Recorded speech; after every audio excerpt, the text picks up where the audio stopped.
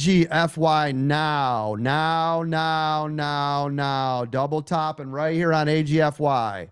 Here it is on the double top. Watch for a slight pullback here.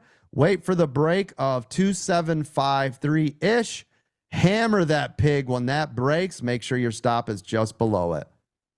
Don't touch it until it breaks this double top. Actually, let's call it at 2775.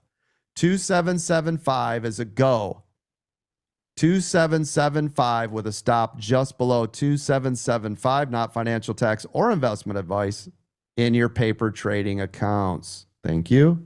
AMD. First, 2-minute EWO to the upside, and it's starting to get traction. AMD above 166.50 and a second 2-minute hammer time. Let's go. Watch for a retest. Now, this could pull back to 166.50, and that is now going to be support. We're going to wait and see if it pulls back to 166.50. Scoop it up. Rocket ship. Stop just below 166.50. Watch for the pullback here. Watch for the pullback. You got in a starter position size on AMD. You got in a starter right now. Here it goes. Continue to run. You're going to add in now. Add and run now. Let's get the money train going. Congratulations. New high on PHUN, coach. PHUN, everybody.